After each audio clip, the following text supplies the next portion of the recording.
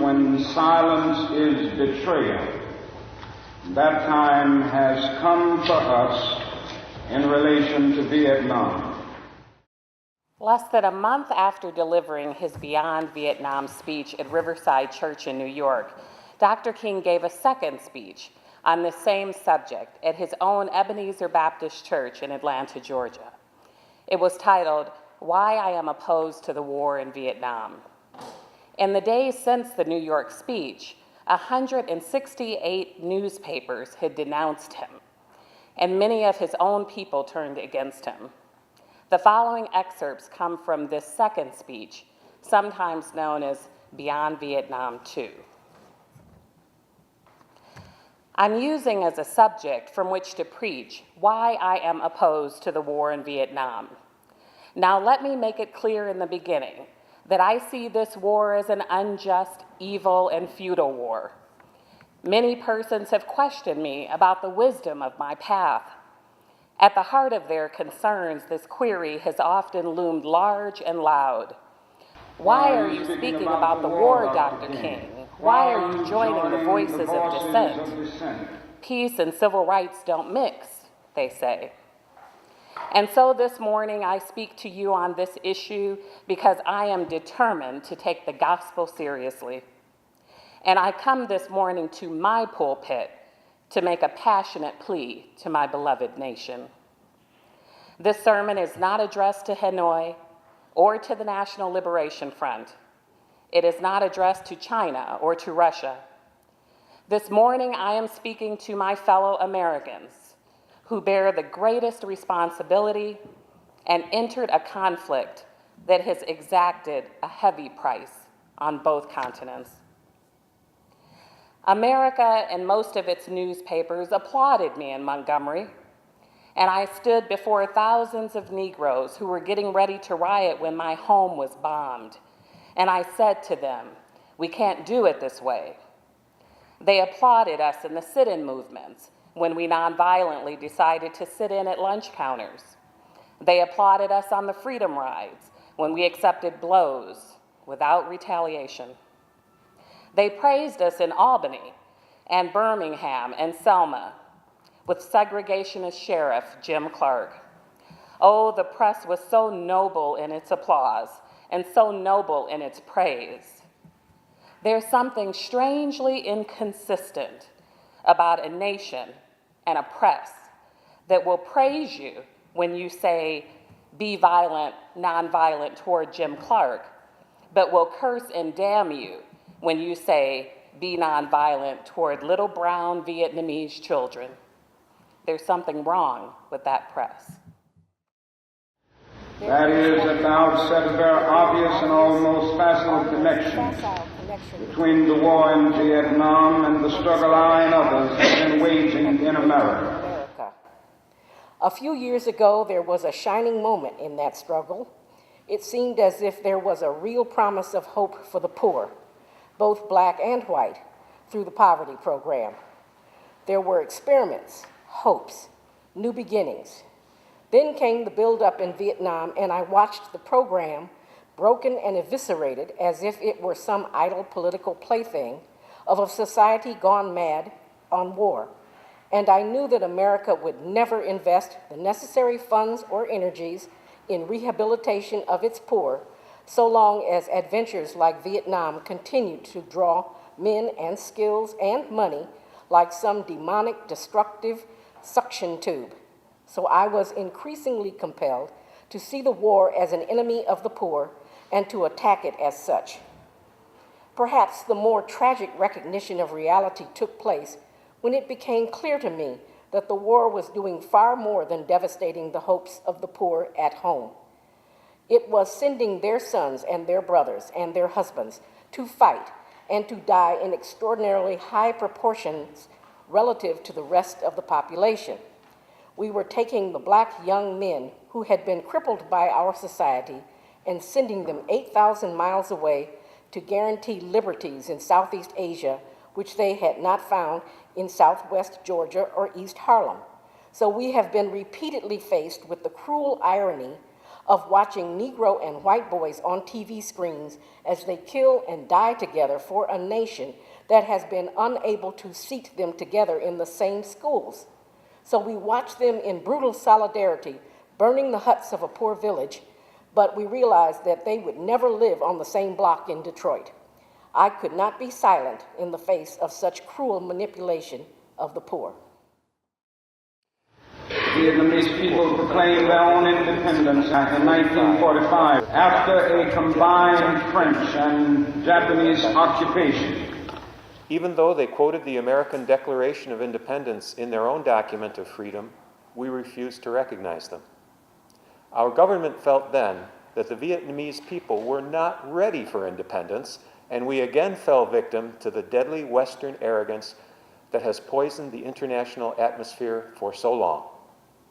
With that tragic decision, we rejected a revolutionary government seeking self-determination and a government that had been established not by China, but by clearly indigenous forces that included some communists.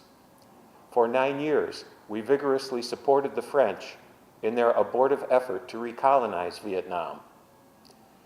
Before the end of the war, we were meeting 80% of the French war costs.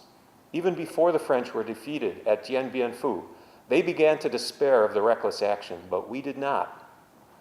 After the French were defeated, it looked as if independence and land reform would come again through the Geneva Agreements, but instead there came the United States, determined that Ho should not unify the temporarily divided nation, and the peasants watched again as we supported one of the most vicious modern dictators, our chosen man, Premier Diem. They watch as we poison their water, as we kill 1 million acres of their crops. So far, we may have killed 1 million of them, mostly children. They see the children degraded by our soldiers as they beg for food. They see the children selling their sisters to our soldiers, soliciting for their mothers. What do the peasants think as we ally ourselves with the landlords and as we refuse to put any action into our many words concerning land reform? What do they think as we test our latest weapons on them, just as the Germans tested out new medicine and new tortures in the concentration camps of Europe?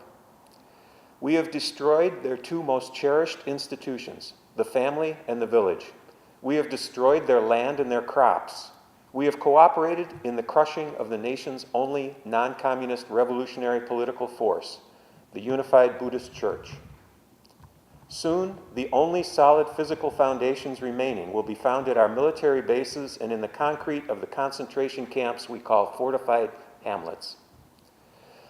Perhaps the more difficult, but no less necessary task is to speak for those who have been designated as our enemies. What of the National Liberation Front, that strangely anonymous group we call VC or communists? How can they trust us when now we charge them with violence after the murderous reign of Diem and charge them with violence while we pour every new weapon of death into their land? Surely we must understand their feelings, even if we do not condone their actions. Surely we must see that our own computerized plans of destruction simply dwarf their greatest acts. They ask how we can speak of free elections when the Saigon press is censored and controlled by the military junta. Their questions are frighteningly relevant. Is our nation planning to build on political myth again and then shore it up with the power of new violence? So too with Hanoi. In the north, where our bombs now pummel the land and our mines endanger the waterways, we are met by a deep but understandable mistrust. After 1954, they watched us conspire with Diem to prevent elections which would surely have brought Ho Chi Minh to power over a united Vietnam, and they realized they had been betrayed again. I am as deeply concerned about our troops there as anything else, for it occurs to me that what we are submitting them to in Vietnam is not simply the brutalizing process that goes on in any war where armies face each other and seek to destroy. We are adding cynicism to the process of death, for they must know after a short period that none of the things we claim to be fighting for are really involved. Before long, they must know that their government has sent them into a struggle among Vietnamese, and the more sophisticated surely realize that we are on the side of the wealthy and the secure while we create hell for the poor. Meanwhile, we in the churches and synagogues have a continuing task while we urge our government to disengage itself from a disgraceful commitment. We must continue to raise our voices if our nation persists in its perverse ways in Vietnam. We must be prepared to match actions with words by seeking out every creative means of protest possible. As we counsel young men concerning military service, we must clarify for them our nation's role in Vietnam and challenge them with the alternatives of conscientious objection. I am pleased to say that this is the path now being chosen by more than 70 students at my own alma mater, Morehouse College, and I recommend it to all who find the American course in Vietnam a dishonorable and unjust one.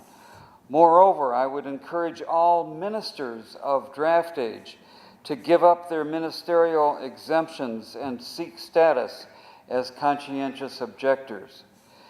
These are the times for real choices and not false ones.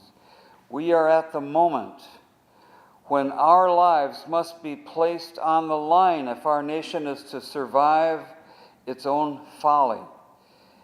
Every man of humane convictions must decide on the protest that best suits his convictions, but we must all protest. There is something seductively tempting about stopping there and sending us all off on what in some circles has become a popular crusade against the war in Vietnam. I say we must enter the struggle, but I wish to go on now to say something even more disturbing. The war in Vietnam is but a symptom of a far deeper malady within the American spirit. And if we ignore this sobering reality, we will find ourselves organizing clergy and laymen concerned committees for the next generation. Increasingly, by choice or by accident, this is the role our nation has taken. The role of those who make peaceful revolution impossible by refusing to give up the privileges and the pleasures that come from the immense profits of overseas investment. Our only hope today lies in our ability to recapture the revolutionary spirit and go out into a sometimes hostile world, declaring eternal hostility, poverty, racism, and militarism.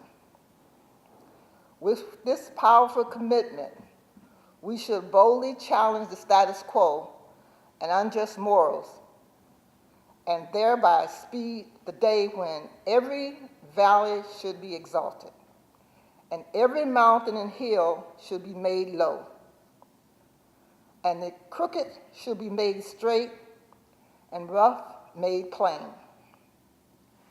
A genuine revolution of values means, in the final analysis, that our loyalties must become ecumenical rather than sectional. Every nation must now develop an overriding loyalty to mankind as a whole in order to preserve the best in their individual societies. 1 year after Dr. King gave his speech on the Vietnamese War, he was assassinated.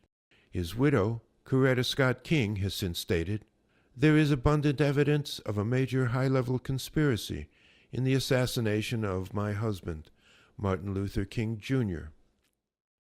8 years after Dr. King's speech, the American military occupiers were finally overwhelmed, and Vietnam was liberated.